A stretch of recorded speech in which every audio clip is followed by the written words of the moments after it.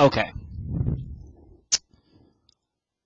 today is Thursday, February the 4th.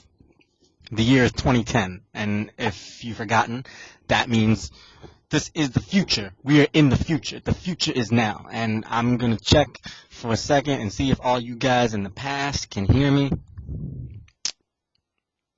Can y'all hear me? I'm tripping. Okay, anyway. Ha.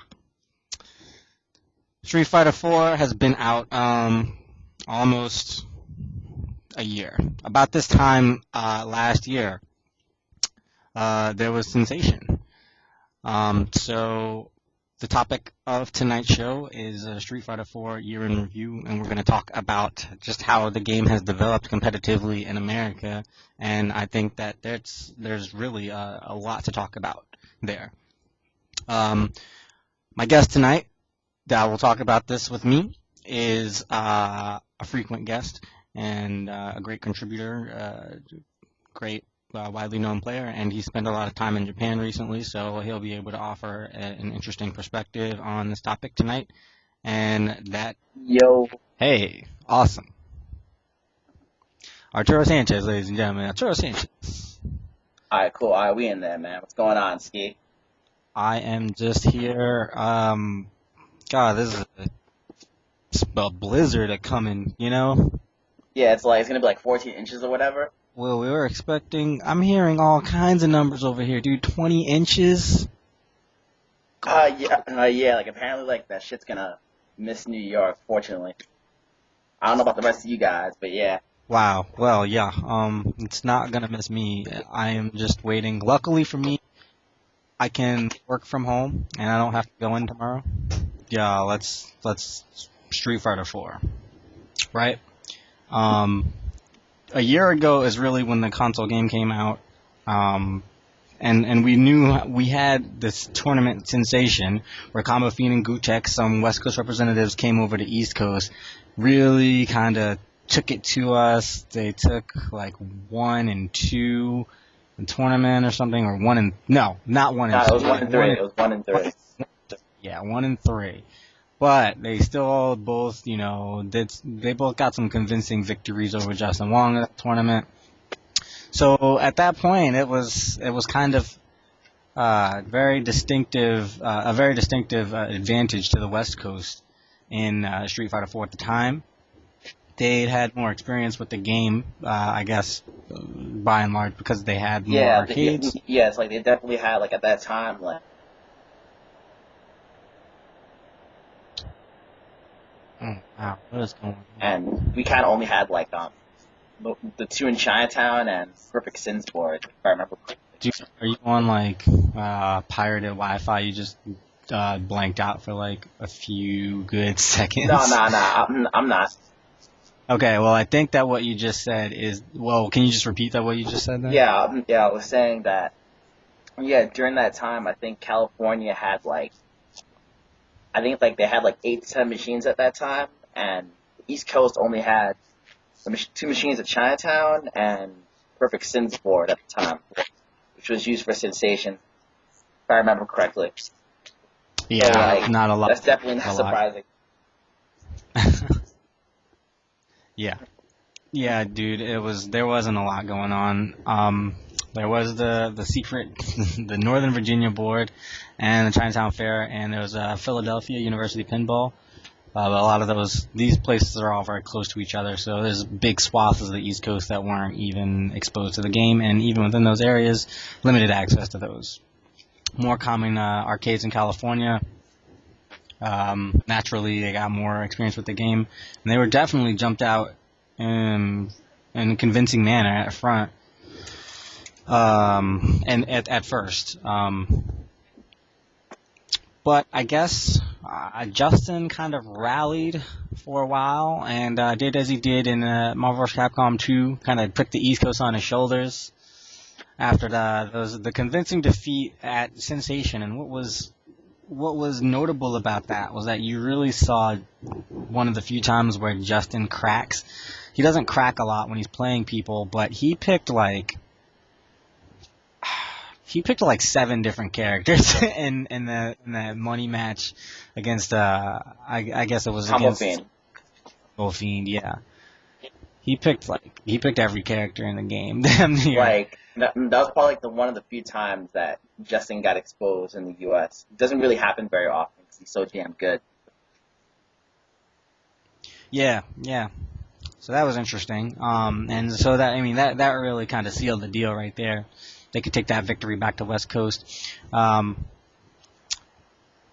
else did we have? We had the East Coast Throwdown happened a couple months later. Wait, you're missing SBO quals. When were those? In June? SBO quals was in May, and there was like 2 of them.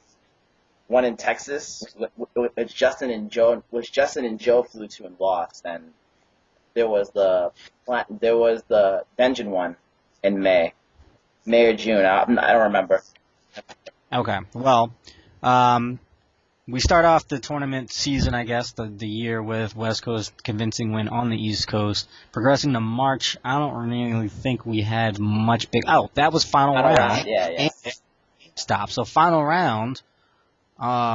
We had Mike Ross and Gutex again. Yeah. Did they both? It was Mike Ross and Gutex again. Wait, we also had GameStop the same weekend. We had Stop. Yeah. Wow, that was. You gotta back up a little bit. So, final round tournament, and GameStop round 3, same weekend. Mike Ross flies to Atlanta, qualifies for his tournament somehow on pad. Well, I guess he had Honda, right? Well, it was good. It doesn't matter. And then that same weekend, final round happens, but I think Justin was able to defeat both of those guys that time. Yeah, Justin qualified at GameStop and then flew to final round. Oh, right. He qualified in New York, right? Yeah, he beat Stanford in the finals or something like that. Yeah. Oh, wow. Wow, those guys are at it forever. Yeah, man. Like, that was probably when, like, the scene really started to pick up. Like, not just for us, but for everybody across the U.S. Yeah, right. I didn't think that even Stanford had gotten into the game that early. Yeah, yeah, like, during that period, Stanford was hating on Street Fighter 4 pretty hard. Cool. So Justin defeats Stanford, flies down a final round, defeats Mike Ross and probably Gutex. Did he beat Gutex too, or did somebody? Yeah, he beat Gutex in the finals. I think like Joe got 3rd, Marn got 4th, Mike Ross 5th. All right, so Justin gets to go down there, avenge his losses. Long Island Joe always in the top 5, no matter top 5 dead or alive, man. LI Joe is one of those guys. Even though Joe's probably like the most shitted on player in the whole U.S., but yeah. Definitely. Yeah. I mean, relative to his skill level, but I'm just like it's so easy because you're like he doesn't even go to tournaments, but then he goes to this. You're like the last tournament that he did anything at was like 6 months ago, and he comes to this tournament and he does the same thing. You're like, what the fuck? This guy is a beast.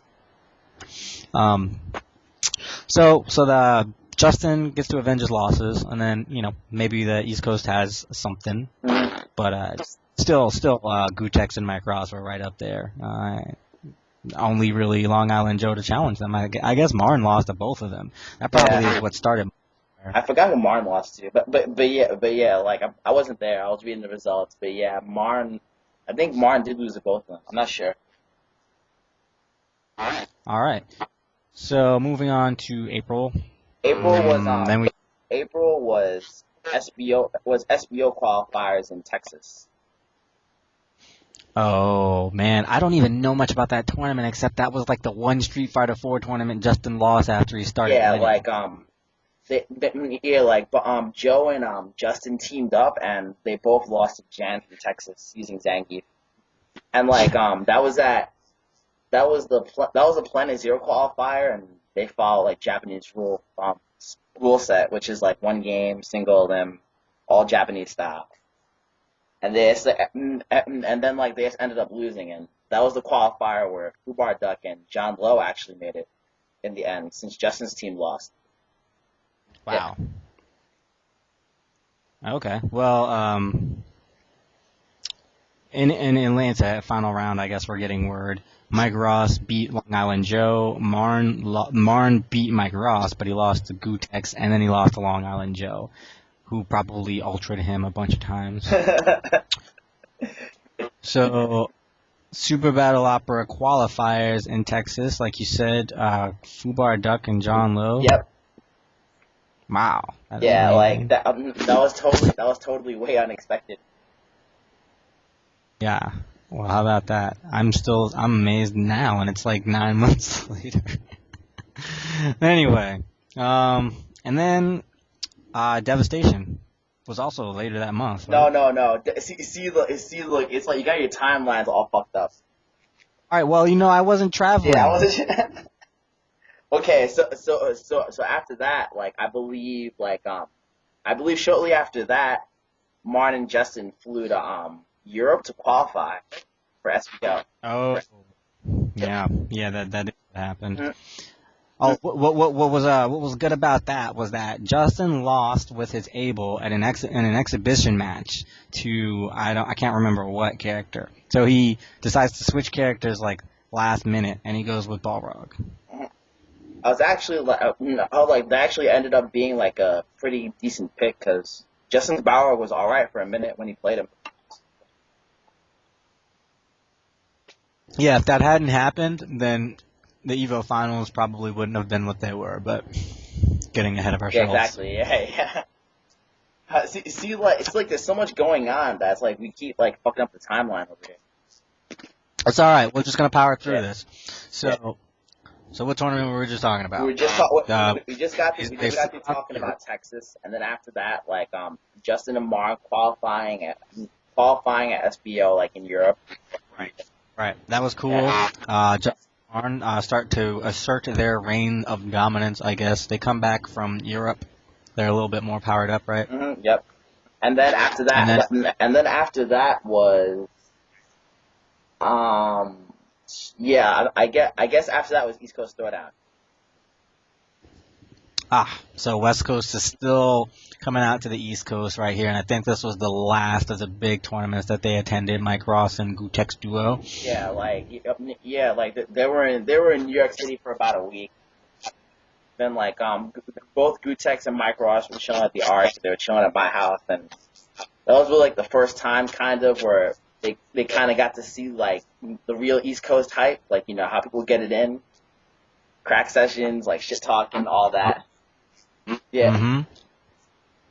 So yeah, then this probably is really what started the.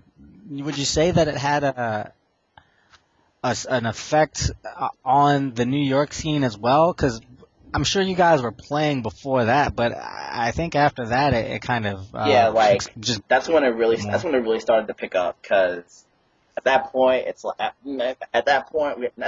everybody was saying that Cali was the best. Like even though Justin was winning, people were saying, oh, like East Coast only Justin, blah blah blah. So that was kind of the period where the rivalry really started to pick up. Yeah, so now we got Mike Ross and Gutex over here in enemy territory. It's all friendly, but everybody's gunning for him.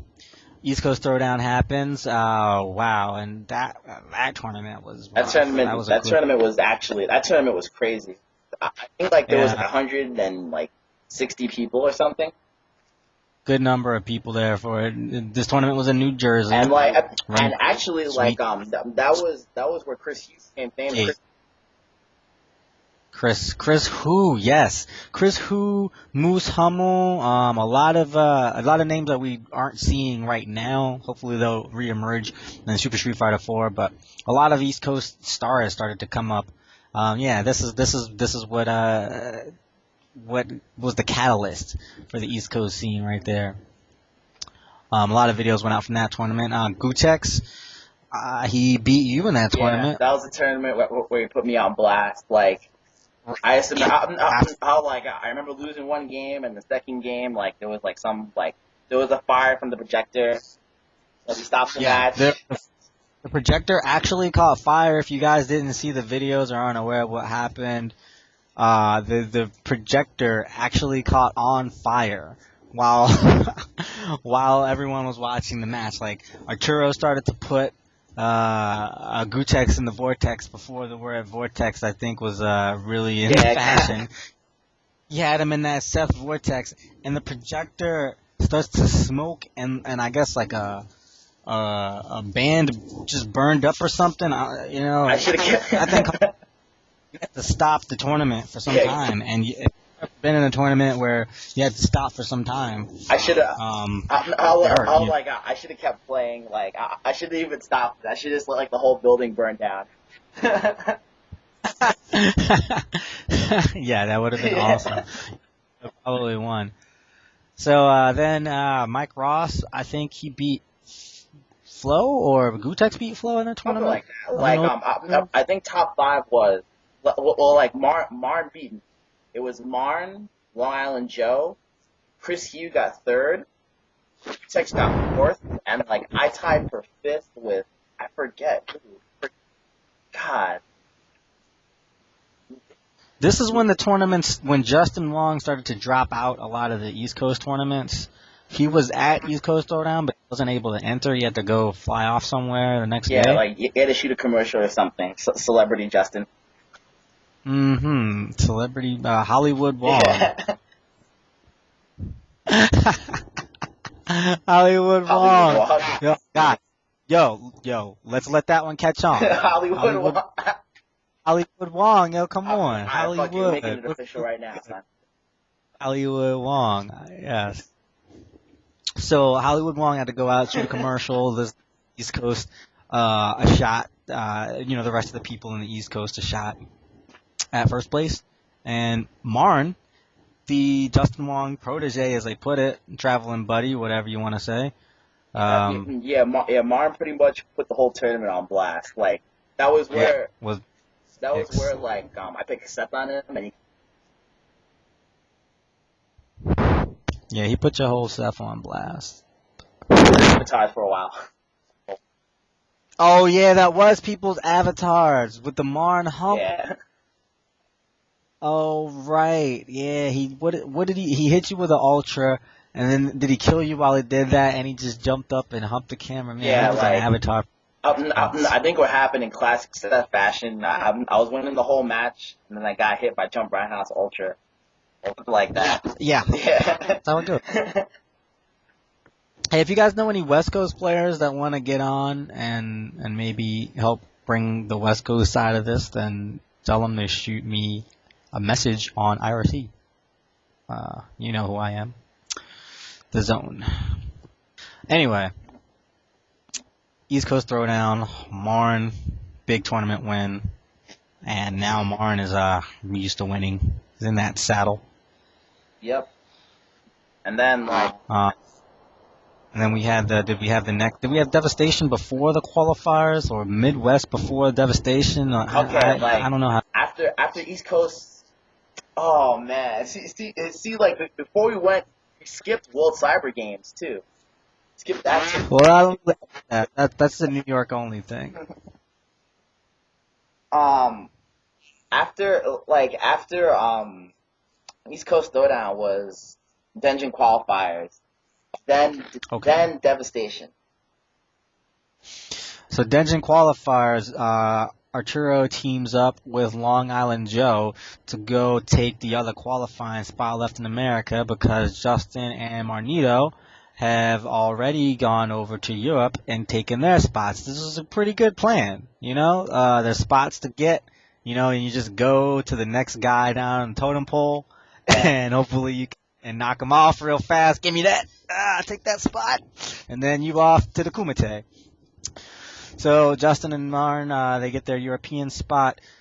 L.I. Joe and Arturo go out to West Coast Devastation, put on a stirring victory, and this is when the streaming was really popping off. I got to watch this one at home, man. I was on the edge of my seat. That was the first really big Street Fighter 4 stream, from what I remember. Shout out to Sweet, you got to give him that, right? Slasher. Yeah, shout out to Slasher for kind of kicking us in the ass and getting us going. Yeah, I got to give shout outs to Slasher. Awesome guy.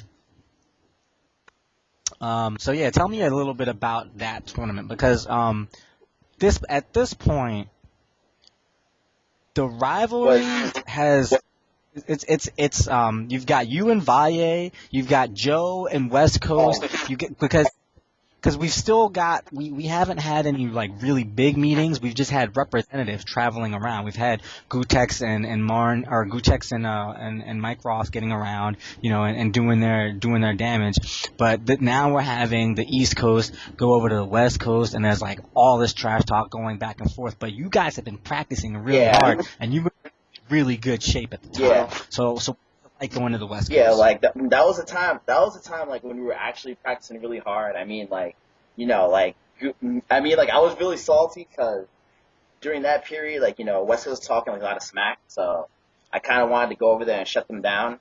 And then during that time, that was also during the time when like Valle was talking shit, and that was during like the proposal for the $26,000 money match between Justin and Valle around that time also. You remember that? $26,000. Something like that. It was like a lot of money. Like I think like. No, yeah, I do remember that. It was ridiculous. It was the money matches. The pop off was at an all time high. The top was about to pop off. The top was on blast at the pop off. Yeah, at that time. At that time, pretty much like I was shitting on Valle, calling him like all washed up. Say like he's a has-been, and how like he's pretty much winning like off his old fame, and 1998 power. And then like at that time West Coast was like, oh, like you're all about Justin, whatnot, like the rest of your coach sucks, yada yada yada, talking a lot of shit. And you did got over there, right? You did when you were playing. So at the time, you were a top-level East Coast player, and L.I. Joe was a top-level East Coast player.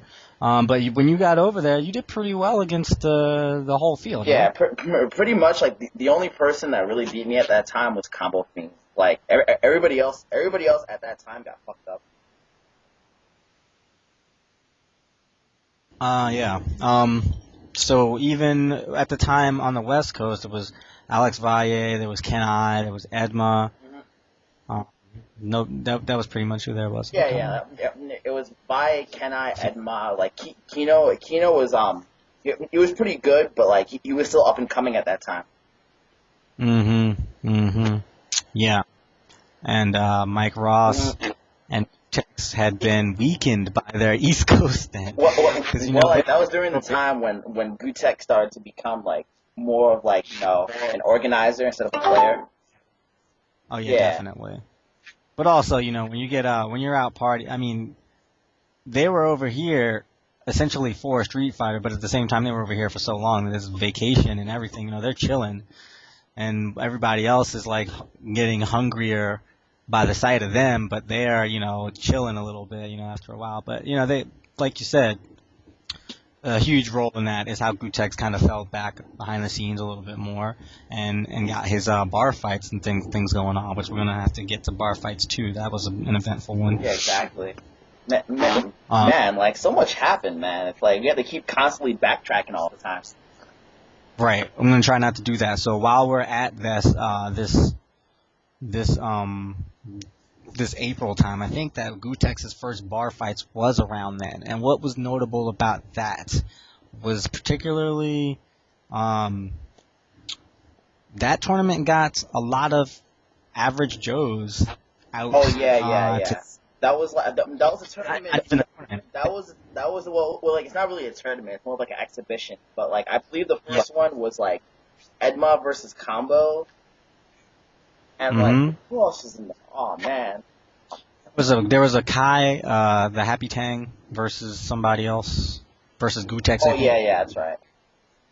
So yeah, what they did there was they had some exhibition matches. They brought people out. People paid, I think, like $1 or $5 or something, and they would play in this like Beat a Pro contest, and if they could beat any of the people that were there, then they would win something. I don't know. It was just a good way to get more faces to the game, and that's what we started to see around this time. Yeah, exactly. Like I think around this time, especially during the spring, I'm sorry. Like during this period, like we got to see really how many like Johnny Donuts really played the game because like there weren't any stream monsters yet. because like the streams just started. But between like the bar fights thing and GameStop, we really saw how how Street Fighter 4 brought like a lot of new blood into the community that just started playing. Yeah. Right. And I think about this time.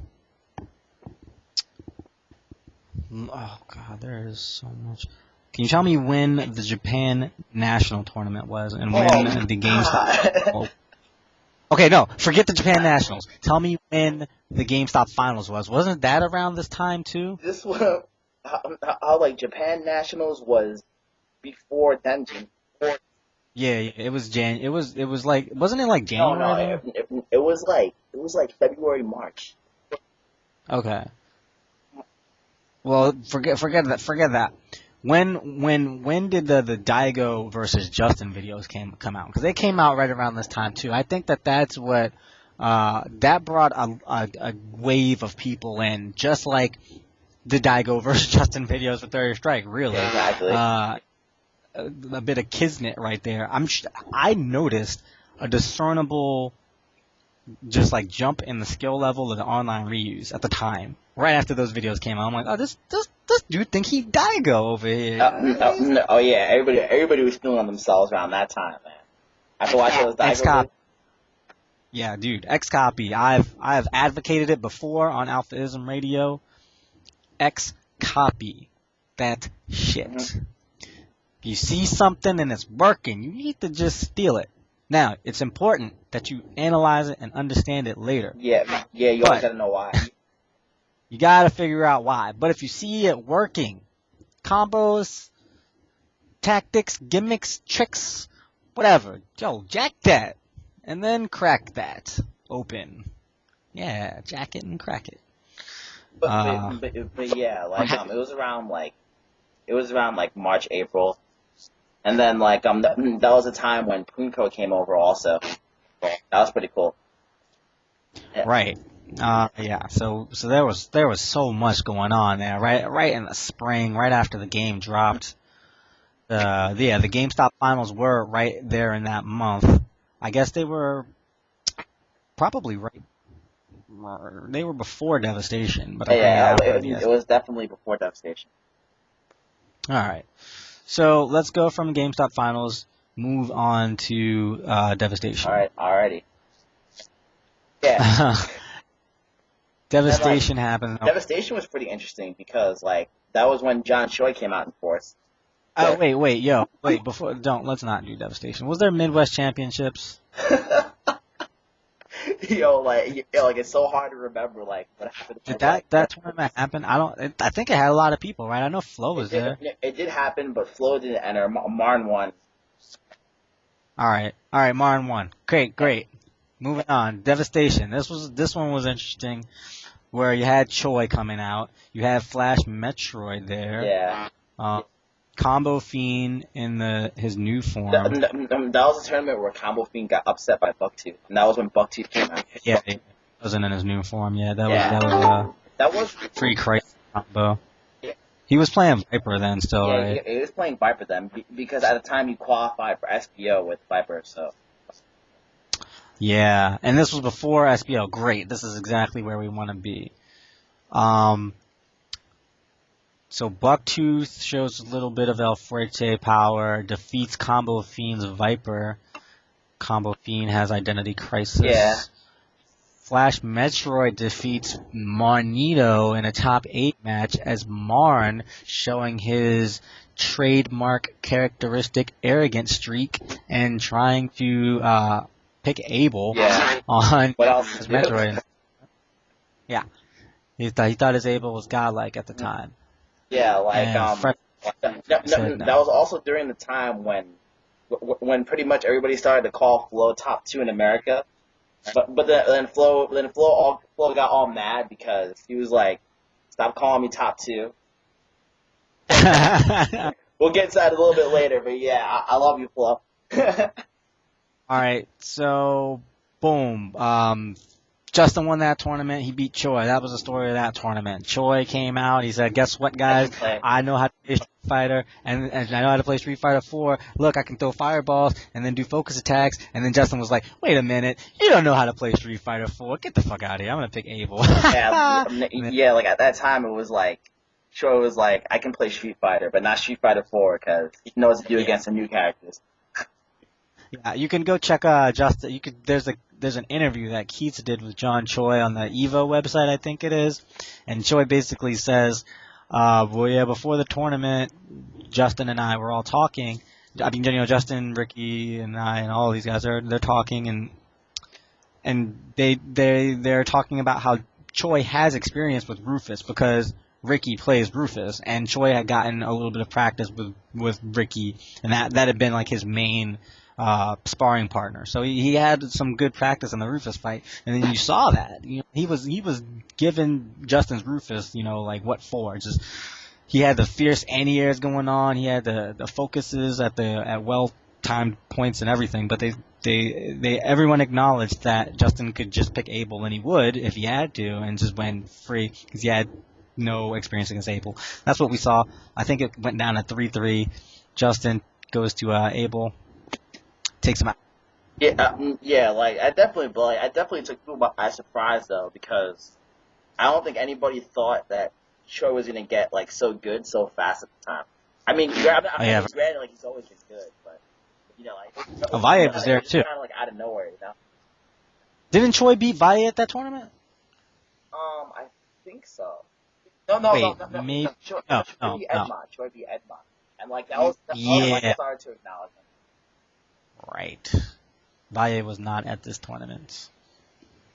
So that happens. Now, what happens after this is a Super Battle Opera, right? No. Because Evo happened before SPO. Oh. Really? Yep. Oh. So wait, but you guys had all gone to Japan. No. First time in Japan was that after Evo? No. Like SPO has been after Evo for the past couple of years now. So everybody hadn't gone to Japan before Evo. Actually, during this period, like shortly after this, Martin and Justin went to Japan for that level up. Oh, okay. So Martin and Justin went to Japan for the level up, and that was one of that pushed them over the edge. They went to Europe and then they went to Japan, if I'm not mistaken. Yep. Around that. So they did. That's how they leveled up. Well, I mean, besides being very good, strong players, they got that little. Yeah, man. Like, I mean, like niggas is good and shit, but yo, real talk. Like, when you go to Japan, you just go there to get exposed, man. Like, find out what holes you got in your game. You know what I mean? Oh like, yeah, man. I don't know personally, but I'm gonna find out one day. Yeah, Ski, me and you need to go, like, for real.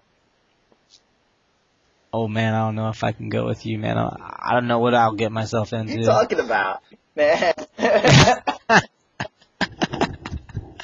Alright, well, yeah, Justin and Martin went there. They got the level up, and that's pushed them through the states. I remember that time, like when Justin came back, like he came to Chinatown and he started playing Chun-Li a lot again, because like he was influenced by Nemo's style of Chun-Li. Yes. Yeah. The two of the strongest players that two of the stronger players. Well, I think Nemo was really strong at the time, but Nuki was still on the come up at the time. Yeah. Like Nuki was on the come up, and Nemo was the Chun-Li to beat, if I remember correctly. All right. Well, Evo happens. Daigo comes after his stirring victory at the GameStop finals. Daigo and Dan. Daigo. It's only natural that Daigo comes, and he's accompanied by Dan. We have from the West Coast, Edma, Alex Valle, almost, everyone, really, West Coast players. We had the emergence of Puerto Rican Balrog, showing that the rest of the world can play Street Fighter too. That was pretty Yeah, like that was pretty funny because like you put Vi on blast out of nowhere at that time. Oh, he did be on blast. All man, and with Balrog too. That is a character that is hard to win with at high Yeah. levels. But yeah, Eduardo Perez, the VVV scrub, aka the Puerto Rican Balrog, that guy was amazing. You know what's incredible about that too is Seth Killian had the read on that guy from the jump. He said I ran this guy's pool and he's really good. I was watching him, and he's gonna be a player to watch. I'm like, all right, well, he's a guy. Actually, like I played Puerto Rican Balrog like in like last hotel room I think like from Korea, and then like I didn't play him with Dawson, but I was playing him with Ryu just to like see how he plays, and like immediately after playing him like 5-10 games, like I knew he was gonna be really good. So seeing him get that far wasn't surprising. To everybody else it was, though, because nobody knew. All right, well, Jesus, a lot happened in Evo. Y'all saw the streaming.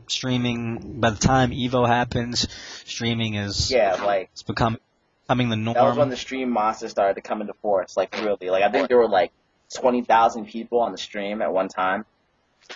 Yes, there were 20,000. It was fucking awesome. Yeah, that was pretty. Yeah, like that was really something else, man. We want to beat that this year. You want to tell a friend about this stream and then tell a friend to tell a friend. We're going to rock this shit. Evo, Caesar's Palace. Oh, Super Street Fighter 4. Yeah, All right, yeah, Stream Monsters definitely get a double this year, I think. Yeah. Well, I should only hope. Good lord. But, so I guess the main things we could take away from Evo are Justin defeats Edma handily. Sanford defeats Dan handily, makes his way to top 8, surprisingly, showing that he knows how to play more than just Marvel vs. Capcom 2, and those fast hands that do combos can be put to use in a wide variety of fashions. Even though the East Coast already knew he was legit, he really had not gotten that one big push, I would say. Just that one big moment that made everyone say like he's legit, and in a game that everyone plays, I guess.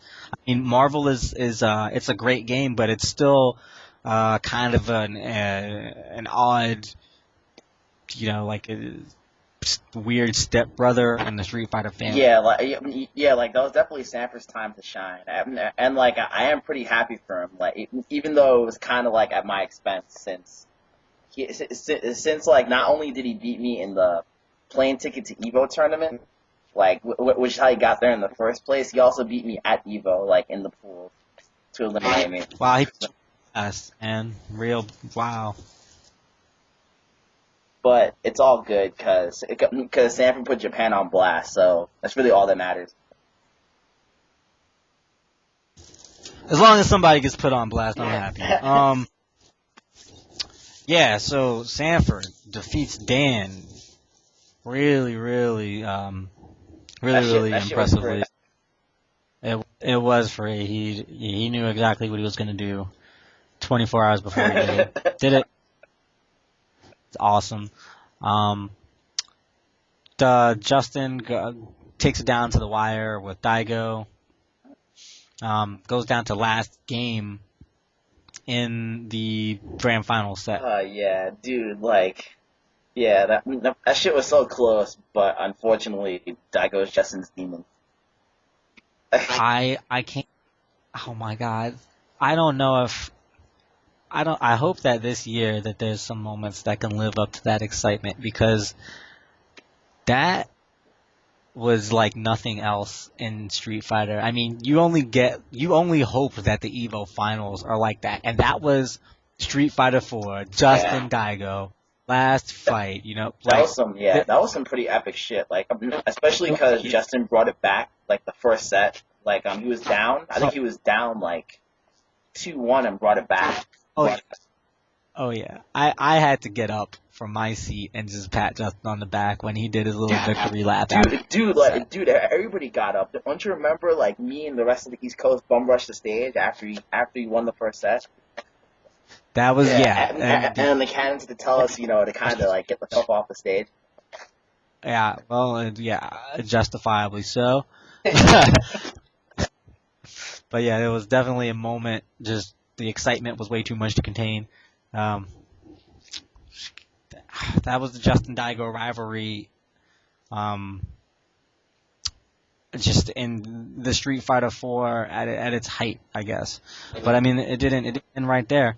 Yeah, Kept yeah, going. like that really was at its height. And like I know for some of the community, like after that, the hype kind of died down a little bit. But for some of us, like it kept going after that for sure, because there was still Yeah, SBO. yeah, we would be remiss not to mention the little mini event between Evo and the SBO event, being the money Oh yeah, matches yeah, that yeah. went afterwards, because No, no, it wasn't. it was before the final eight. Oh yeah, yeah, well your money match with him was before. Everybody's money matches versus Daigo was before the final eight. Oh okay, well yeah, so yeah, room Yeah, 1676, 1676. Yep, yep. number of incredible money matches versus Daigo, and that was again another just slew of videos that exposed the highest level gameplay, and I think really helped to level up the scene.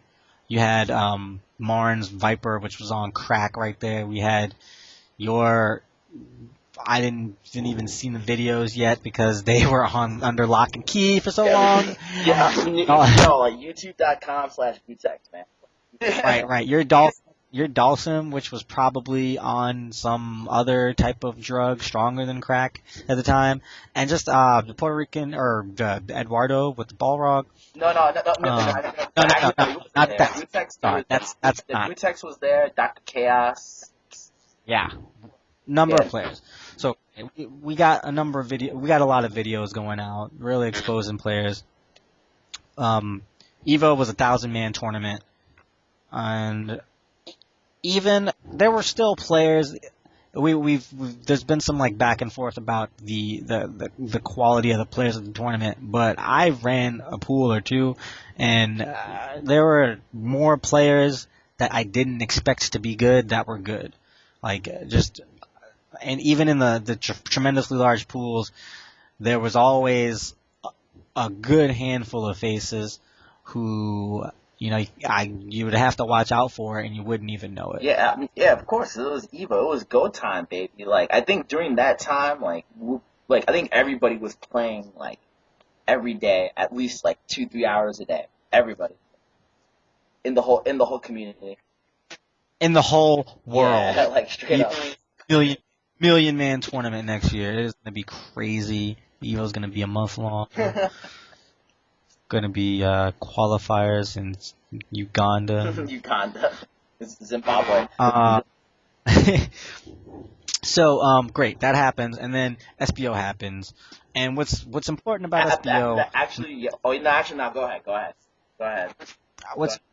What's important about SBO, I would say, is not necessarily the tournament itself, because this tournament wasn't streamed this year, right? And it was SBO hasn't really been supporting the international scene in that capacity. Yeah. Well, actually, SBO did do streams the years prior. I mean, like this is before like streams really got like popping off. Like I know, like in 2008 there was a stream, and like the year that I went to SBO in 2007, like there was a stream as well, but that was before it really got big. But this year, like they moved it to JCB Hall and it did the stream.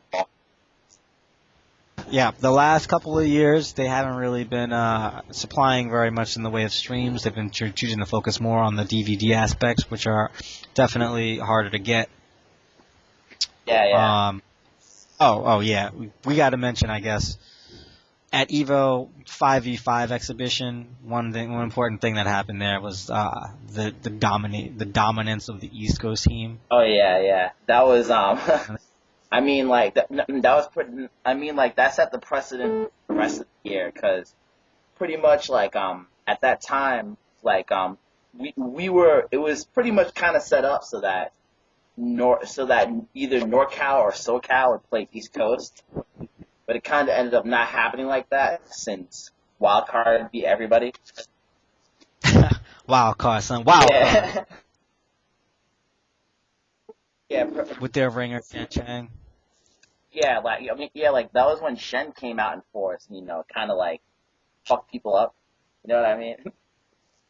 Right. So, right. The thing about that was East Coast said, "Hey, West Coast, man, if it's best first best, you really don't have a chance right now." And that they kind of proved that.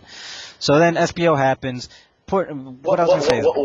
But the thing is, like about SBO, I mean, SBO is cool, but it's also really about the tournaments like before SBO because like I was saying, of course SBO is big and that has the most recognition, but there are a lot of like really really big like exhibition tournaments before SBO, like the Shizawa Cup. Right. Yeah.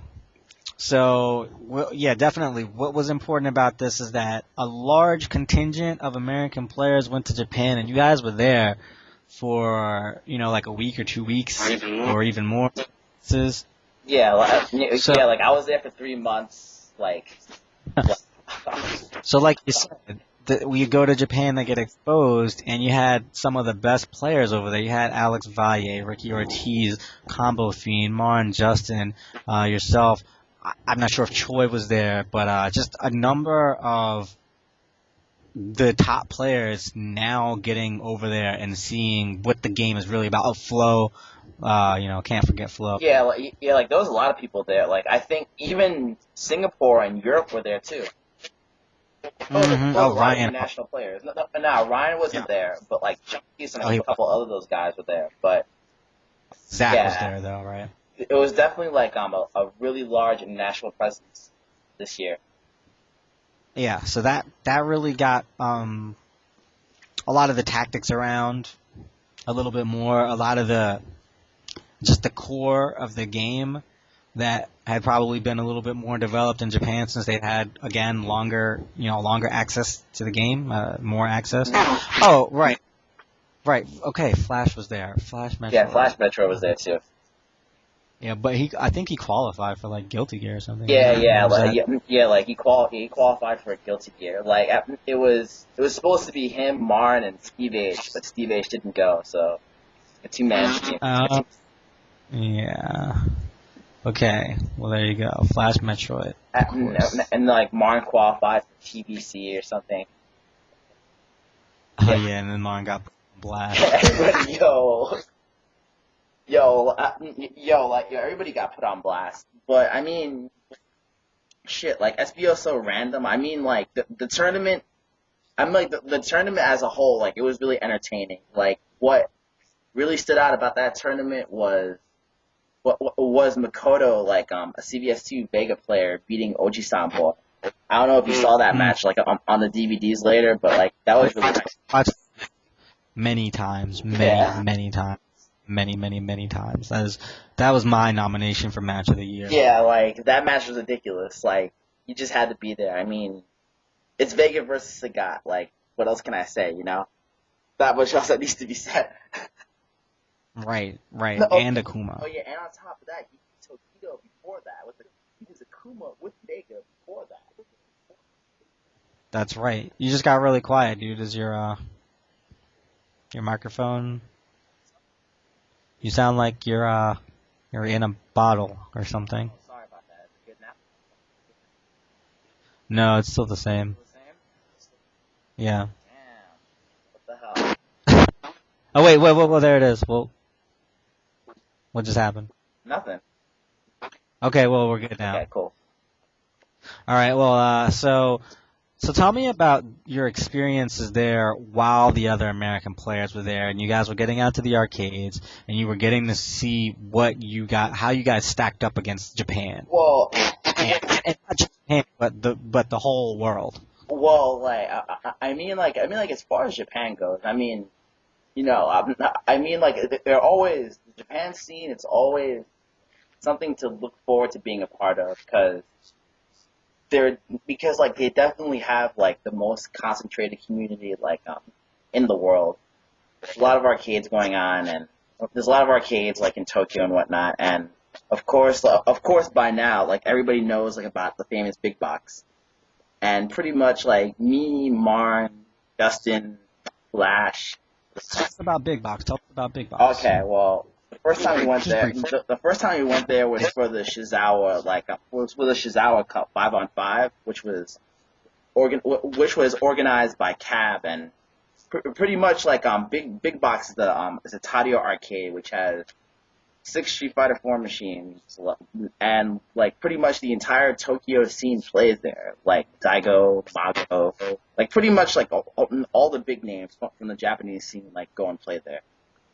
And our first experience like at Big Box was for the what was for the 5-on-5 tournament. And like that was when like the whole controversy started like between Japan and America. There was like a lot of there was a lot of shit talk, like heated words. I don't know if you know about the story. Should I recap? Don't worry about it. Just it was drama, and then you guys lost. Yeah, like there was drama. Pretty much like we went up against Aloha's team, and I was subbed on the team, and Marn beat the first 2 people, and then I ended up beating somebody, and then like they claimed that like it didn't count because like they didn't know I was on the team, so we ended up running it back, and we got bodied. Marn ended up going like online on Japanese forums talking mad shit. There was a lot of bad, it was pretty much like a lot of bad blood. And then SBO happened, where where Justin and Martin they actually didn't do that bad at SBO. I mean, like as much trash as everybody talks about them getting bodied. I mean, at SBO, like it's too easy to it's too easy to go 1-0 that tournament, since it's invitation only tournament. The skill level's so high. I Uh mean, fucking like Yurio went 1-0 that tournament, but nobody says like he's free. You know what I mean? huh. Uh, but I believe at SBO, Martin and Justin went up against Cygnus and Naiki, who's they're from Osaka. That was like an Osaka CBS2 team, and Justin beat Cygnus. Marn went up against Naiki in a Rufus versus Rufus mirror, and it's like he fucked him up at the beginning, but then Marn was a dumbass and decided to taunt. And then, like, as soon as he taunted and killed him, like, Nike just put him on blast and beat Justin. So, yeah. That's really Yeah. funny. But Justin did make one mistake, and like, he had it, but he fucked it. That's that Martin arrogant streak. I was talking about it earlier. There it is. There it Yeah, is. man. Like, as far as the Japan scene goes, like, it's, how, like, you can really, it's a hyperbolic time chamber. You can get your game up really quickly, like in a really short amount of time, and pretty much when you go there, it's like you gotta check your ego at the door. You gotta check your ego like at the door. I mean, you're pretty much there to learn. I think that was probably like one of the few times like I ever saw Justin get exposed ever, cause I remember one day we were at Big Box, and Mago came through or whatever, and pretty much like we all took turns like trying to play Mago, and we just couldn't beat him at all. Like I think Flash beat him like once, and then Justin beat him once, but then like he lost like 7 straight. Then like I lost 7 straight. Like, so did everybody else. Wow. He threw up like 45 wins on you guys or something? Some shit like that. Like, I mean, like, it's not that, like, it's not like they're unbeatable. I mean, we can get streaks, like, at big box. It's just that we have to be there for, like, an extended amount of time cracking it out with them. Like, that's the only way. I mean, you can't expect to go to SBO and just run a train on them. It's just not happening. You gotta, like, Yeah. you gotta be there for, like, a month first, and then, like, see how they play, and then you can, and then you can get at them. All right, well that's important because that's what I want to talk about. Now, you guys got back from, well, you didn't even come back for a while, but I'll say that those guys came back and they were clearly different players. I got to play Flo online a few times, and every time I play him, I can tell that he's playing the game just a little bit differently. There's like the way that he uses his block strings was a little bit more. It was tighter.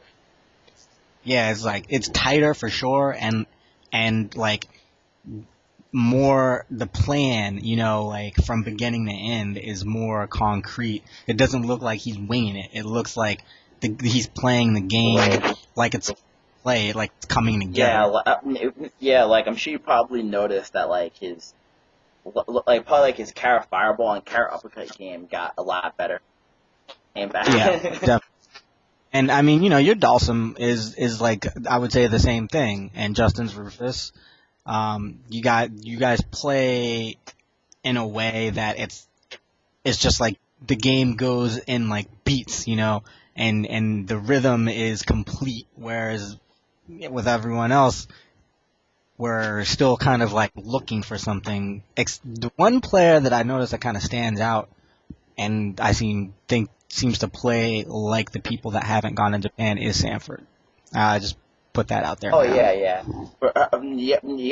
Yeah, for sure. But like Sanford kind of, the thing about Sanford is he wings his own style, kind of. You know what I mean? Like it's kind of like a Sanford style. It's not like Japan style. It still works stuff. Yeah. So now you guys are kind of like the Japan experienced players, and after that, everyone that went to Japan and came back is pretty much winning tournaments or like top 3 in all the tournaments that they go to. So, what can you say? I know this is going to be hard, and I don't mean to put you on the spot, but try to make out blast. Like out. Yeah, I don't want to put you on blast here and say that you can't explain it. What is it? What's the difference in the achievement gap? Why do we have what is the skill deficit? Like what is it that makes your 10 average players at Big Box so much better than the 10 average players here? And I don't mean like people that are just playing online and don't really have a level of. I don't mean to say just playing online. I mean just mashing uppercuts online. We all know who I'm talking about. If you think I'm not talking about you, I'm not talking about you. Anyway, between like some 10 respectable players here, what do they have going on? What? Well, like I mean, the first notable thing probably is like since Japan doesn't have like a tournament scene that's for money. There's okay, like a lot of the guys, like not everybody, but a lot of the players that are top, like they're just playing. It's like they're just playing for fun, to help everybody get better at the game. And I mean, like of course, like they do save that shit for nationals. Like that's definitely out there, like especially during SBO time.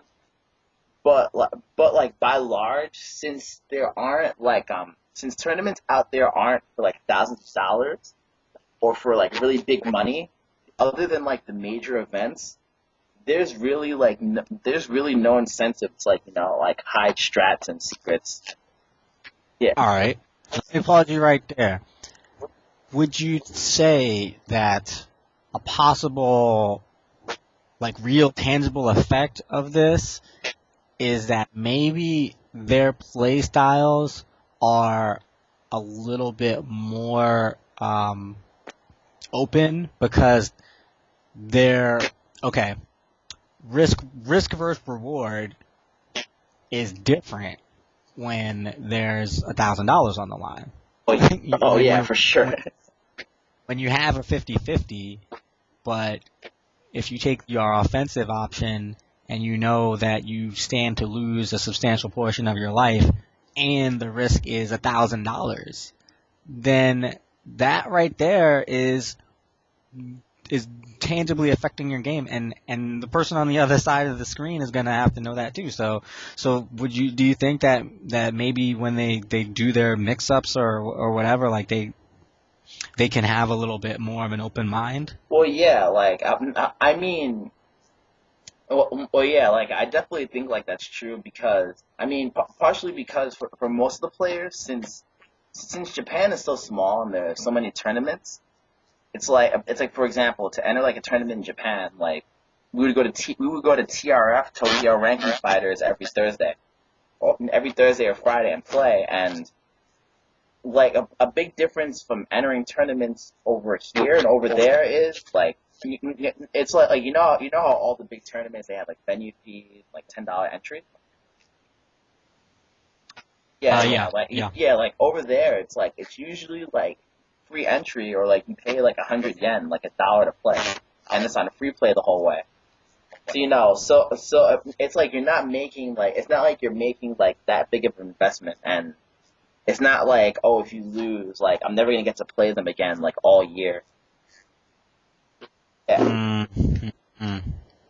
Yeah, so also frequency, and also I guess by them being able to play each other so much, then they just get more chances to run their mix-up games and probably just get used to more people's playstyles, obviously. I mean, yeah, pretty much. I mean, like it's just like a bunch of beastly players like in a area that's about the size of California. I mean, and actually, like we have a bigger scene than they do. It's not like Japan has like this huge scene with like thousands of players. I mean, I mean, like like Evo is actually definitely bigger, but since we're so spread out, it doesn't really matter.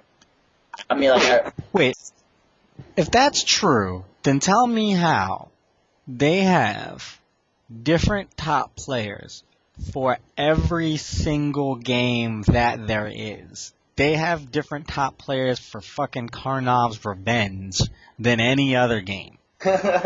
there's still like I mean like because like there's a shitload of arcades in Japan. Like I said, like since because there's so many arcades and everything's like so tightly packed together. It's like it actually pays to play. There are actually players that will play random games and only like that random game. I just, there's so many people. Yeah, there is a lot. How like there is a lot of people. I mean, like their hardcore scene is bigger than ours. But like I think like when it comes to like the bigger picture, like our scene is bigger than theirs. But they have better players than we do. All right, well that's great. Let's skip ahead a little bit then, because we kind of got to the good parts I wanted to talk about. SBO happened, boom. Summer ends, bang. What do we have in the fall? Any big tournaments in the fall? Okay, like I'm trying to remember. So I'm still in Japan. Oh yeah. Like The pretty much. So we go to the fall and then it's bar fight seasons beatings. All right, so seasons beatings happens. Bar fights. Daiko was that? Bar fights 2 was before then. That was when I came back. No, it was. Nah, you weren't at season. No. I'm beatings. talking about bar fights. That's No, one. bar fights 2. That was after season. No, it was beatings. before season beatings. Because I got flown back to Japan the week before Daigo came to the U.S. Why would you do that? Huh? Well, but why would you do what? that? Fly to Japan the week before Daigo came? No.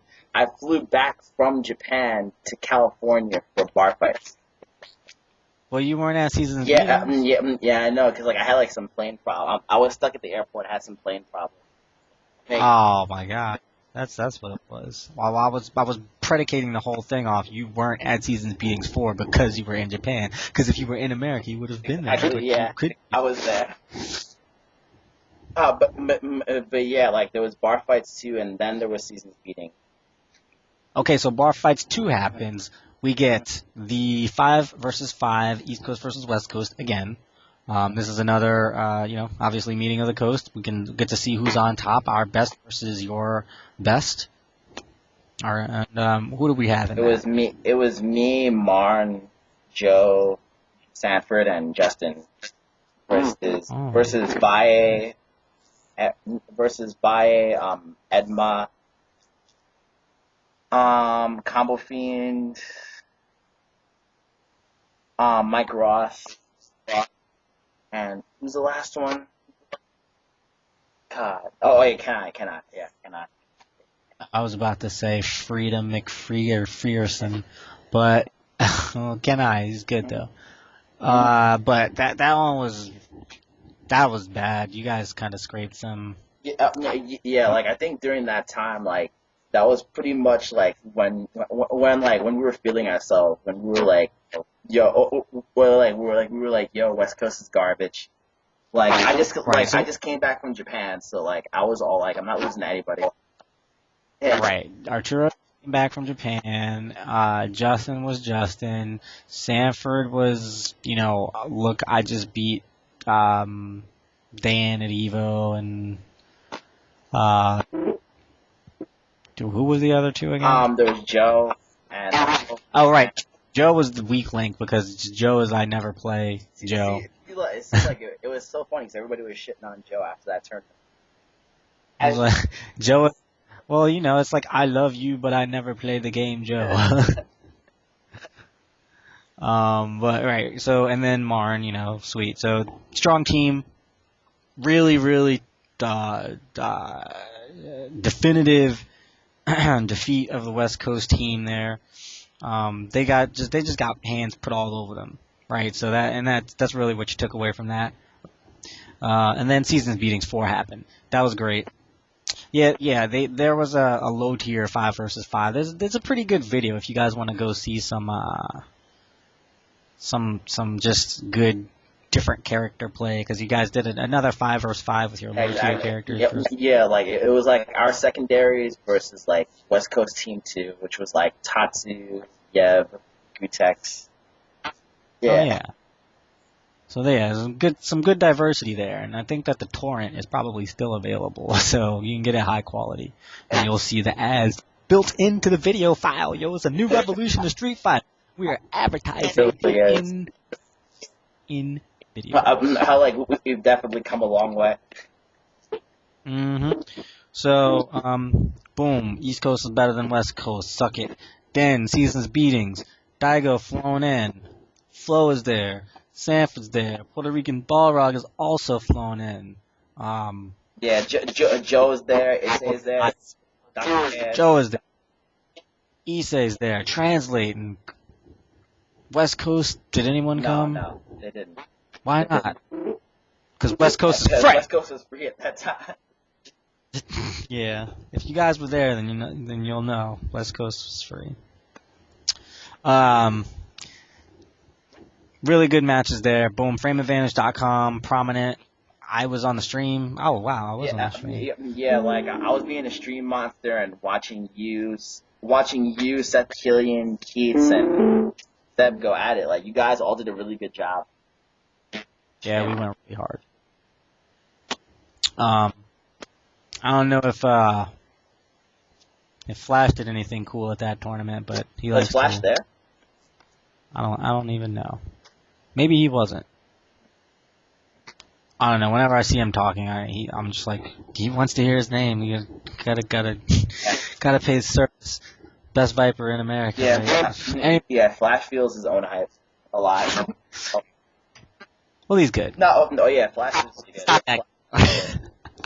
No, he's best Viper in America. Yeah, see, like, unlike Flash, like I don't go on interviews and put people on blast because it's not like It's not over under, so yeah. I'm okay in Estonia. Right, I want to get to that anyway. That's why we're skipping ahead. Anyway, boom. Seasons beatings 4. Sanford beat Daigo in a team tournament. The GX says that was really hype because it was nice to see all the stream monsters make excuses for Sanford beating Daigo. And right. like saying like, oh, how like he wasn't used to console characters and whatnot, like yada yada yada. But Daigo knew what he was getting into before he came to the tournament, and he did end up beating Justin Fei, which is a console character. End of the All tournament. right. So boom, Sanford says I'm really good at Street Fighter 4. Justin says I'm really good at Street Fighter 4, but Daigo is really, really good, way better than me because I don't have a character for him. They do a first to 10 or something. Justin gets burst all up, torn open, all the characters that he could think of. Yeah, It's like I heard Justin got exposed. Yeah, he got exposed. He was opened up. Then he went to Faye. We had another starring set of finals.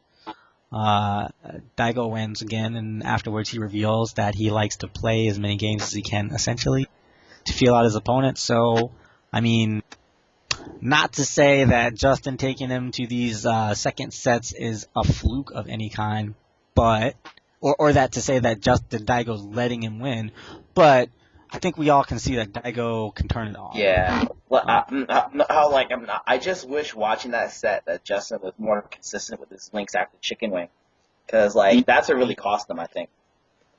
Oh yeah, definitely at the time. This is what we saw with Justin versus Daigo a lot. We saw it with his Balrog, we saw it with his Faye. His main character is just not working out on Daigo, and he's got a secondary who he plays like a slightly unorthodox style, but he uses his Justin Wong strengths. Yeah, Justin's Faye is really good. Like, it's not even like the character; it's just him, man. Yeah.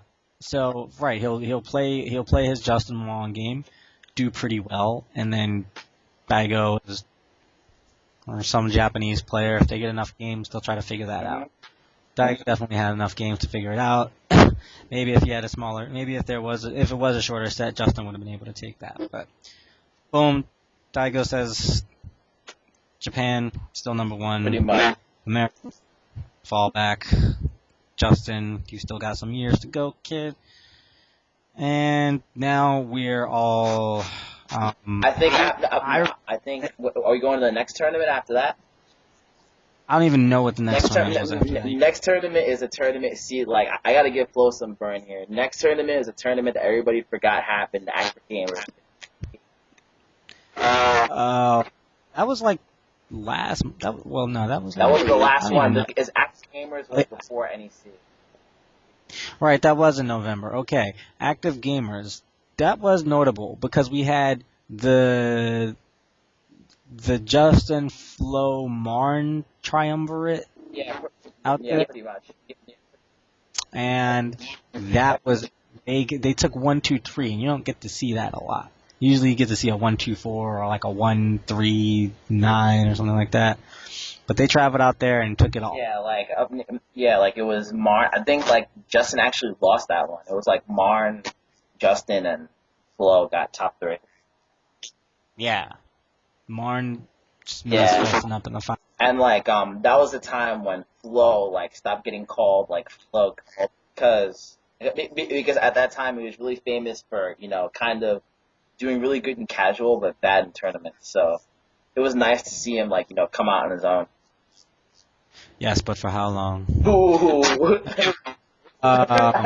He did beat Valle. I was just watching that match recently. It was good. Flo is really good. Like I said, he's the best player I get to play. Yeah, Flo is pretty good. Yeah. If you guys ever get to play Flo, do it. The pressure. I swear to God, it makes me feel like I'm in anime, and like I just feel his presence, the power, just knocking me back. Anyway, Active Gamers, Flo beats Valle, Marn beats Wong, East Coast triumphs over West Coast with a little bit of help from the Midwest again. Like Flo's. Yeah, if Flo wins, he's East Coast. Oh yeah, when Flo wins, he's East Coast. Totally. When he loses, he's Midwest. Mid best, mid worst. Yeah. I was just kidding, Flo. Yeah, I was just kidding, Flo's Flo. so salty right now. He's so salty. Oh, come on, Flo. Anyway. And then I guess the only real thing that happened after that is Neck, where Flash Metroid shows that he really is the best Viper in America. In case you all are wondering, Yeah. has a great day and just kind of runs through everybody. It's put the hurt on Sanford. Pretty much, yeah. And Sanford wasn't taking anything from anyone at the time. Yeah, and yeah, pretty much Flash put everybody on blast. Like, he came out and did his thing. Like, I didn't go to NEC because I was sick, but I got to play Flash like in my house, like the week before NEC, and yeah, like he was yeah, he was really good. Like my set got fucked up. My Dawson went back and forth, but I knew by playing him at the time that he would. Yeah, he would pretty much run a train on most of the East Coast. Yep. All right, folks, this is again AlphaISM Radio. We are doing a Street Fighter 4 year in review, just kind of going over the competitive tournament scene as best we can in this past year as we anticipate and await the impending Super Street Fighter 4 update. And we're still running out the tournament season Street Fighter 4. There's still some big tournaments left. Don't forget, final round, of course. You got the Sunrise Cup or whatever the hell that thing is. Oh yeah, like that's a tournament that Momochi and MOV are going to at Denjin. Yeah. So great. So boom, NEC Flash, great. January, February, what is this? March, April, January. Right, this is January. So nothing's happened this year yet. And we're all waiting for Super Street Fighter 4 now. There's still good tournaments. Going to big tournaments. Don't go support. And now, Arturo, the time has come. We've mentioned a lot of players. And we're gonna get your opinions on it. Oh man. Okay, yeah. See, like I know Flo and Flash have been waiting for this like all night. So we're gonna do this. We're gonna do a few things at the same time right here. We're gonna get over under going, and we're also gonna let's just do the over under for starters. All right, you know how this game works. Yeah. Like I already did. I did this with you before. Remember before Evo? All right. Well, over under for those of you who aren't aware, it's a game where we ask a player about the perceptions of one of his fellow players. It's a little bit dirty, it's a little bit grimy, and it's definitely people get a little bit upset. But hey, the games are fighting for a reason. So, that being said, let's just do a little bit of over-under tonight. There's still much more show after that. This is not the end. But over-under, who do we have for you first? Like who's the first victim? I got my over-under list over here. Just let me, like, oh boy, time for me to get exposed. I know Flo's been waiting. I would like to say over-under, I love you, Joe. I love you, Joe. Like, okay, like, I love you. Like, he's such like a hard player to. Like he's such like a hard player to definitely like place, because because like Joe definitely like he doesn't play a lot because he's in Long Island, right? But then like at the same time and like a lot of people kind of rag on his game because he uses Sagat, but like at the same time like he'll show up to big tournaments and fuck niggas up, like straight up. Like I don't think he sucks at all. And like Joe's my boy. I think he's underrated. I think people talk. Yeah, like I think he's underrated. All right, he's underrated. Boom. Ella, Joe, I love you, Joe. We still love you. You are underrated because you come out to tournaments and you fuck dudes up, even though we don't expect you to do it. I know Flash doesn't agree. Like he fucked them up at at NEC, but Well, everybody's To be overrated. fair, Fine. like he doesn't know the Viper match, Flash. So like it's All all. right. Well, speaking of, to be fair, how about Flash Metroid? Overrated or underrated? Best Viper in America? Maybe not. What do you think? Well, damn. I mean, like like it's. I mean, like it's kind of hard. I mean, like I could start a lot of drama and say Flash is overrated because he put me on blast in his over under, but I'm not really gonna do that. I mean. I mean, like as far as Flash goes, like he's definitely. I mean, he's definitely like a good player. Like I'm not taking away anything from him, but I don't. But like I don't think he's as good as he says he is because he got exposed by Valle like pretty bad at Wednesday night fights. Hey, hold up. Now, his hands were cold. Okay? Hands were cold. Just Yeah, I mean, hold yeah. Hey, so were Valles. I'm sure Valles were cold too. up. Now, Valle is older. Therefore, Valles has fucking arthritis. it's, the arthritis is more conductive inside the. No, I can't really. I don't know. Cold hands? But yeah, Flash. I mean, Flash is good though. Like he's still the Viper of America. I think. I mean, I just think like there was a period of time like everybody else, like everybody else, and yes, I'm guilty of this too, where like niggas feel their own hype mad hard, and then reality hits. Get too close to me is like protected by Yeah. Viper. Stand back. This is the best Viper. But yeah, Flash is the best Viper in the U.S., but I think he's overrated. Alright, cool. Who else do we have on this list? We ain't gonna do too many of these folks. We don't want too many. We don't want people knocking down the doors of the AlphaISM offices tomorrow morning. They're gonna be coming at me with spears and torches. We don't need that here in the AlphaISM studios. So we did talk about Sanford Kelly tonight, and he beat high-level Japanese guy, but not high-ranked. Dan, he wasn't really all that. He did beat Daigo, but it was a team tournament. It was just wasn't really for real. So what is he? Sanford Kelly. He's really good, but overrated, underrated. Oh man, damn. It's such like a hard topic too, man. Cause like, oh man, how like Sanford. Damn, I don't know what to say. Fuck.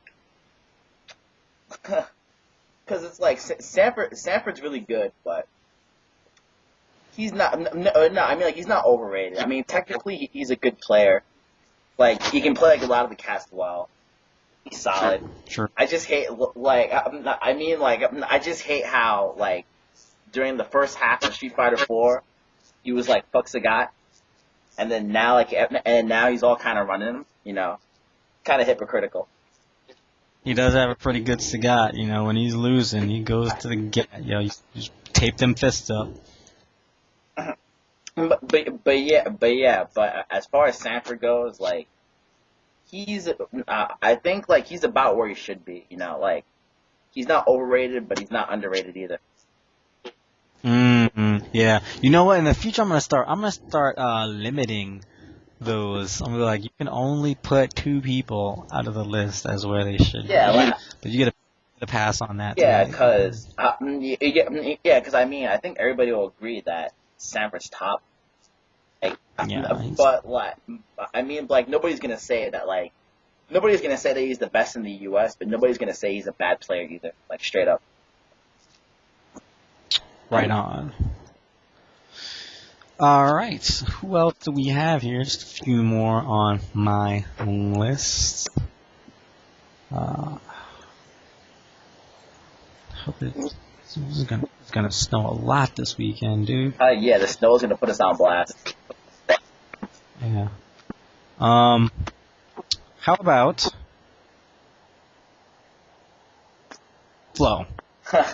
Well, oh man. Flo's been waiting to hear this all night.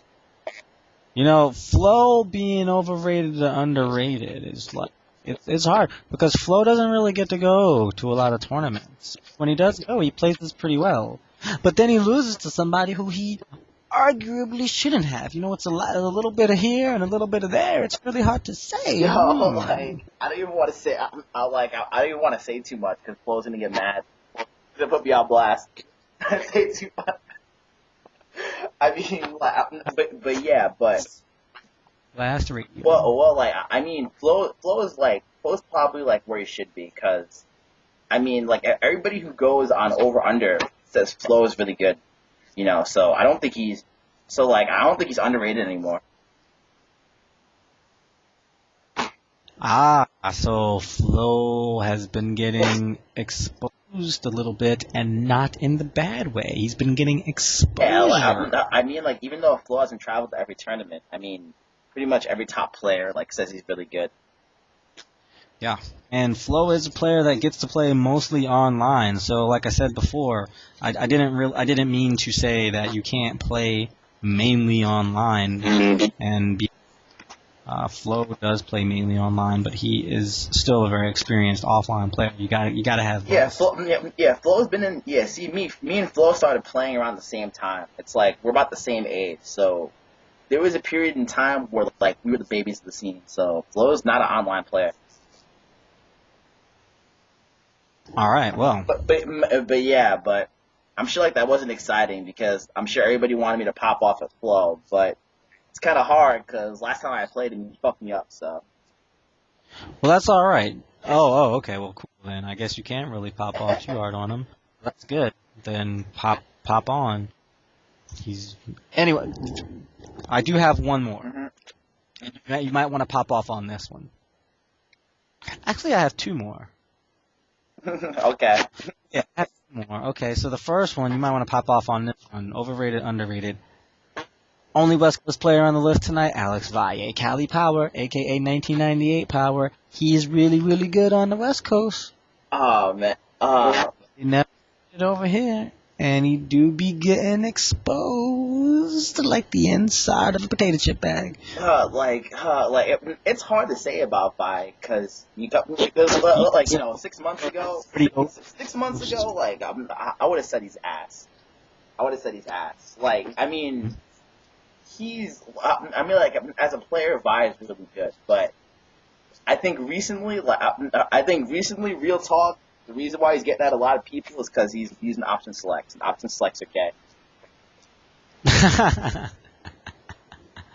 It's the fucking option select. Oh, SF4. Option select for the Pretty much. I mean, I can't hate. I respect it. I just hate the option select, yo, because like, yo, shit, he's gay. Can't backdash no more. All right.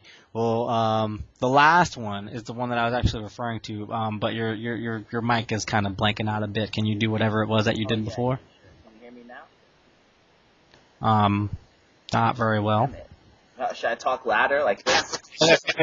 Yeah. Well, just but, like but, that. But yeah, like I didn't finish with my Vi question, my Vi thing. I mean, like, like I didn't say if he's overrated or underrated or not. I mean, I mean, it's kind of hard for me to say he's ass since he did kind of expose like Slash and Martin, like on the West Coast, and now like people are starting to say that like the West Coast is kind of rallying back. So I can't say he's ass. I just hate the option select. So I think I definitely think like right now he's underrated. Nice. Wow. Not necessarily sure I expected that, but a little bit underrated. Probably hard for lesser experienced players to really perceive how good he is nowadays. I was really surprised how good he was when I saw him play those sets against Martin. Yeah. He definitely stopped dropping combos. And much better than I thought he was going to be, and and definitely probably hard for people to see the option selects if they don't know what's going on. Yeah, exactly. Like it just looks like Vi is like hurricane kicking every time, and like it makes him look like really psychic, like he knows, but it's really option select. Yeah. Dude, remember when he did the empty jump ultra on Perfect Sin? I didn't even how like I didn't even watch that. Like I just watched Marn versus I just watched Marn and Flash versus IA. Like how did the Sin one go? I'm assuming, Uh, I'm like I'm assuming like it didn't go too well. So I'm guessing like he abused option select on Bartlett. yeah, well, Bartlett kept trying to No, backdash. no, no. And yeah, you Yeah, gotta stand your ground. yeah. Uh, Flash Metroid is. It looks like the storm is coming in a little bit early because Flash is really salty in the room. There's get the white flakes are get just salty. dropping. I'll like let him get salty. Like yo, nigga, you gotta explode. You gotta hold that. All right. Um. So you say Valle is underrated. Well, the last one that I said that you might want to pop off is, and I don't think I've really done this before, but overrated, underrated, Arturo Sanchez. Arturo Sanchez. Me? Okay. Yeah. Me, I'm definitely overrated. Like I haven't been playing. I'm waiting for Super Street Fighter 4.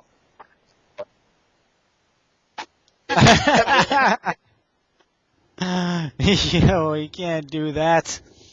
Oh man, oh damn. See, you were expecting like some kind of grand pop off. Me saying like I'm godlike. Like, like I came to a realization that like Dawson sucks. So I'm just gonna fall. I still think I'm pretty good, but I Oh, so you just said you're just gonna fall back and you're gonna wait until Super Street Fighter 4 and maybe pick a better character. either that, either that, or like hope that Dawson kind of gets like some buffs. As he is, like I think everybody will agree that he's kind of ass.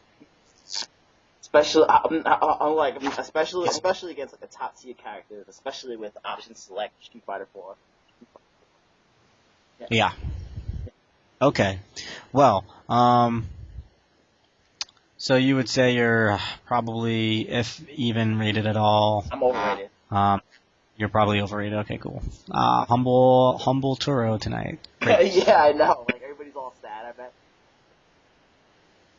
Well, just a couple of things left on the agenda tonight. I want to know your opinions on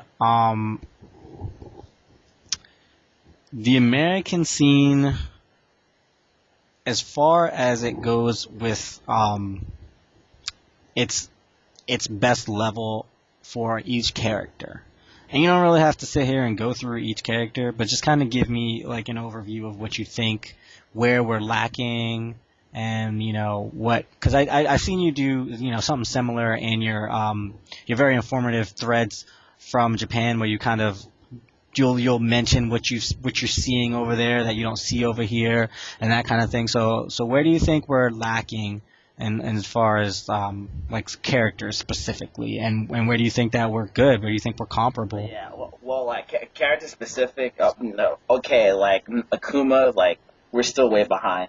It's like we still don't have any Akumas like that are even close to like Japan's level right now. It's like yeah, it's like not even in comparison. It's like nobody here really understands like the true like vortex, like how to abuse it, how to abuse option selects, how to abuse their advantage with that character. Like pretty much nobody's pushed that character to like the level I've seen it at in Japan. Um, I think like our Rupuses are pretty good, of course, since like you have like Justin, Marn, Ricky, you're up in that character. Hey man, I thought that, but then I see Justin getting Rufus, and like Marn getting Rufus and struggling against some of the OG Ryus sometimes. You know what I mean? And it's really surprising. But you see, as I look at Hey, you know what? People do get better, you know. well, oh, not even just that, but you got like Justin was like struggling versus Daigo with Rufus to the point where it was like this is not even happening. But if you look at like Kirisuto or something, he was all over that guy. So I mean, like, wait, against who? Daigo? Yeah. Yeah, Kirisudo, like that kid, nobody knows about him, but he's kind of like a genius with Rufus. I think so. Uh Yeah, huh. So he's more of just a special anomaly yeah. Like player. it's not so much. It's not so much that like his.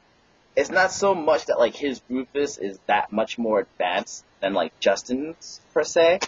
It's just that like like he's kind of like 15. Like he's really like obviously like when you're that young and you're that good, like you're gonna go far. I don't think it has to do. I don't think it has to do with like his knowledge of Rufus. It has to do like with like his ability as a player combined with being so young. And yeah, Yeah. Well, and Zangief too. Like Zangief, like not even we're not even close.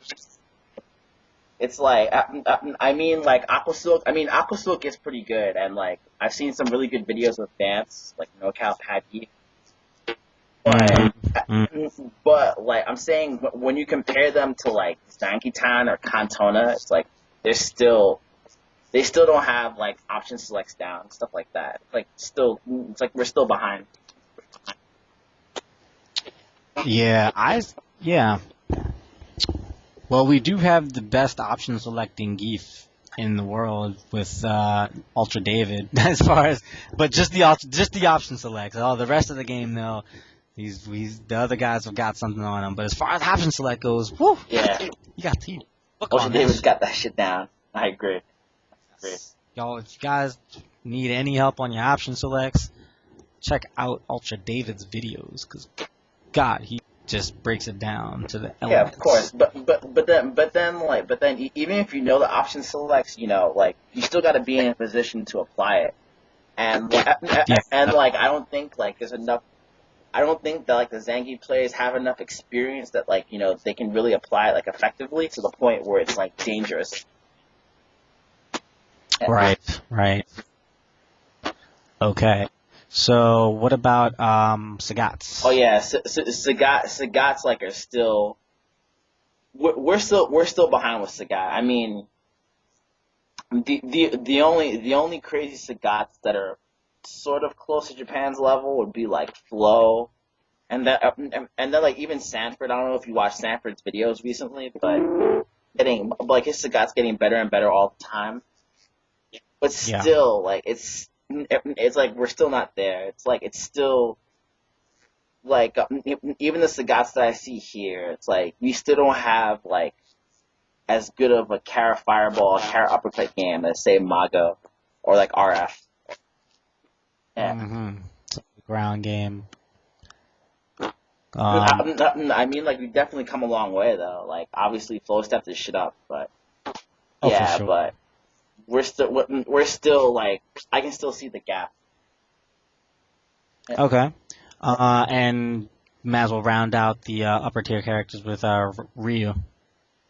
I mean, Now, let me say, we don't have a lot of really high level Ryus, and really, I guess the representative is Valle. And like we already talked about him, where a little while ago he wasn't really that good, but it seems like he was the one that went to Japan, but it took him longer than everyone else to kind of put what he saw into practice. But he knew he really really took a lot away from that trip, but he just didn't get yeah, the like the it time maybe. yeah, like it didn't click for Vaya until recently. Yeah. Yeah. So we've got one really good Ryu, but on the whole, what are you thinking? I mean, like I would say we're behind by default because Vi is really like the only one doing anything with that character. And how does Ryu compare to some of the better Japanese Ryus that you've seen?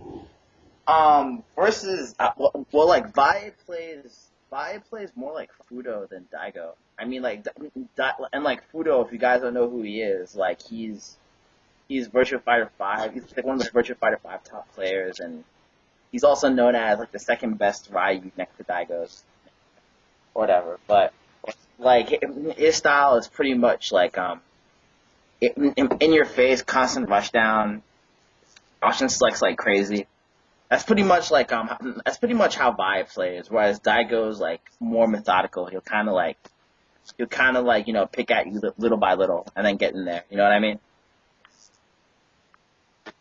Definitely, definitely. So, all right. Well, then, Dude, yeah, yeah. dude, like, all right, I'm gonna keep it 100%. Like, pretty much with most of the casts. Okay, Street Fighter 4 in America as a whole, since we're all waiting for Super and the games died down for the most part, compared to like last summer, I think like the entire player base is stagnating since like we're not playing each other or taking a break and kind of like not grinding it out as much. Whereas in Japan, like there's still like Street Fighter 4 and fucking Nationals, they're still cracking that shit out hard body, man. Yeah. Yeah. So yeah, that's going to be an interesting when I mean, you'd expect that they'll give out some international qualifying spots, so the SBO qualifiers are going to be on the old version at least. Oh yeah. Like I mean, yeah, like and SBO's coming, but I was talking about the second Japan Nationals, the one sponsored by Capcom. Like there's that, and then there's SBO. Right. In addition to that, but I mean, as far as the American players goes, there's still going to be like there's still that last bit of interest, even after the game, even after Super Street Fighter 4 comes out. Anyone that's interested in going to SBO will have to, play Street Fighter 4. Oh yeah, for sure. I wonder if people are still gonna play it though.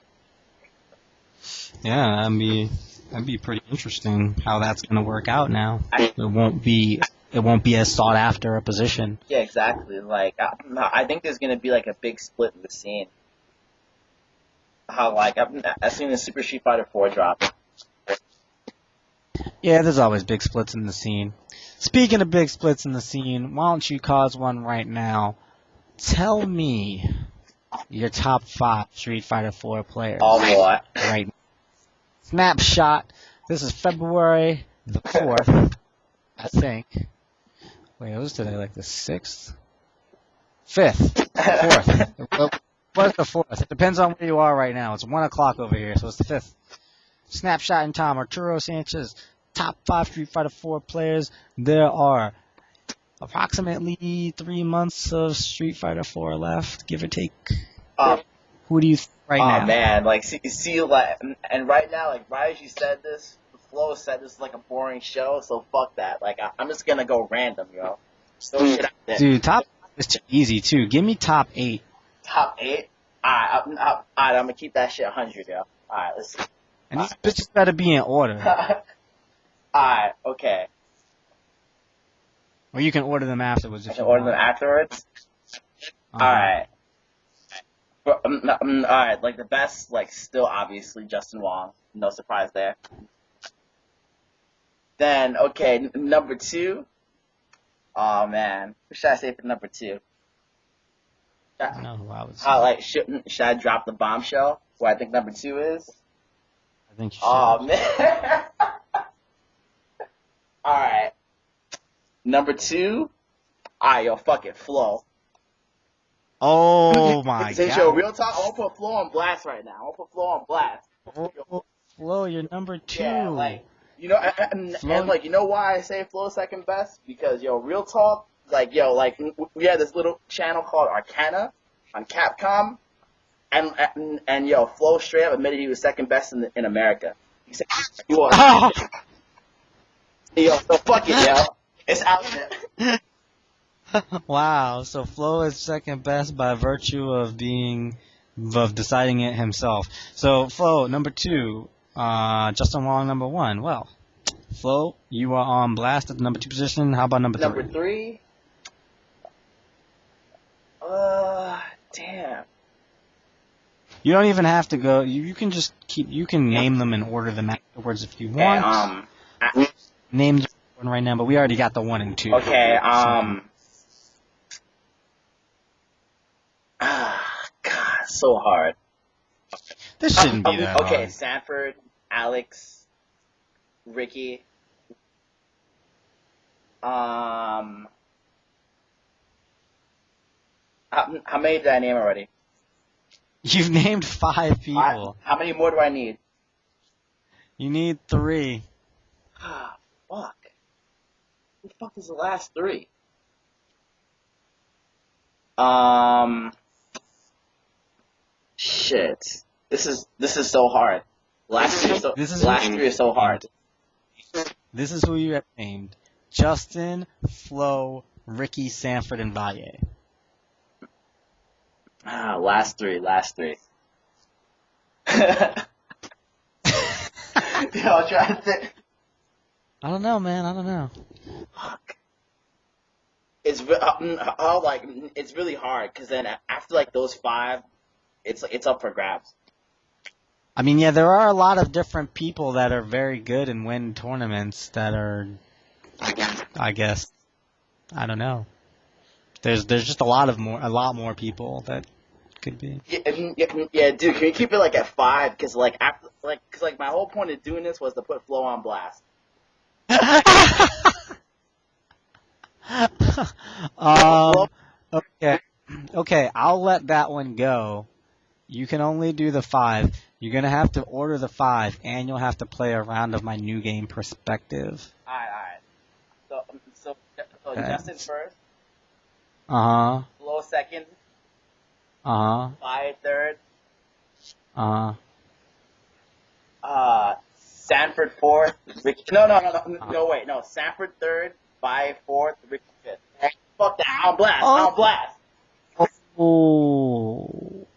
East Coast, East Coast, East Coast, West Coast, West Coast. Yes, Flo, you're East Coast when you're on top. Alright, I like it. Great, so here's the game perspective. I put you in a situation and you gotta, like, tell me what you would do. It's kinda like Theory Fighter. And you are allowed to ask me all the questions you want about the situation, and, I mean, this is gonna be pretty vague. So the idea is to let me know what you're thinking, okay? So I'm just going to give you a very general situation. I'm El Fuerte. I just landed run, stop, throw you backwards. Wait. So, like, this is me as what character? And you are Dawson. Okay.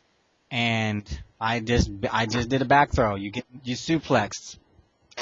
And now I'm going for that jump. Cross up fierce. What are you gonna do? I'm probably gonna slide under since like it's easier to land cross up fierce is if you do neutral throw. So you're probably not gonna get the cross up on me. So I'm gonna slide under you, back forward into flame. Because then after that you're probably gonna try to grab me. Nah, you're wrong. You would have got hit. You're Serious? Done. Yeah. The cross up fierce comes after the back throw. You're done. What's another? No, only after power bomb. No, son. Nah, son. The cross up fierce, back throw.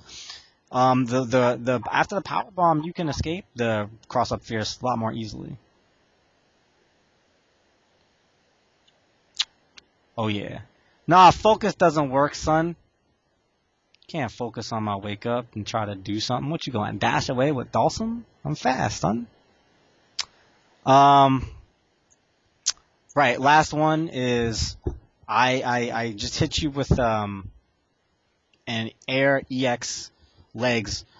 No, let's just get off Fuerte because nobody plays Fuerte. How about I'm Sagat? Okay, you're Dawson, and you are at a range where your fierce isn't gonna hit me, and we've just clashed fireballs, right? So basically what we're saying here is it's fireballs have clashed and it's sort of a neutral situation, and I want to know where you're gonna go from here. Are you gonna throw another fireball? Are you gonna try to move in? Are you gonna stay at that range? You're just outside of your far fierce range.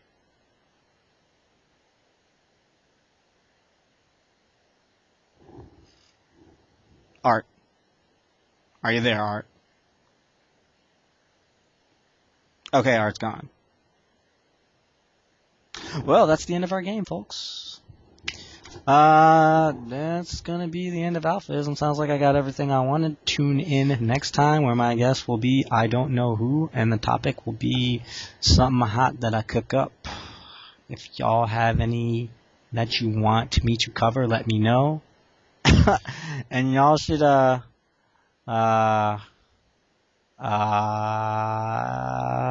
at me in the chat room when you want to get on the Skype. I don't really like to throw my Skype name out there, as you all might have figured out, because you ask me and I just don't tell you. But if you come into the chat room while the show is on,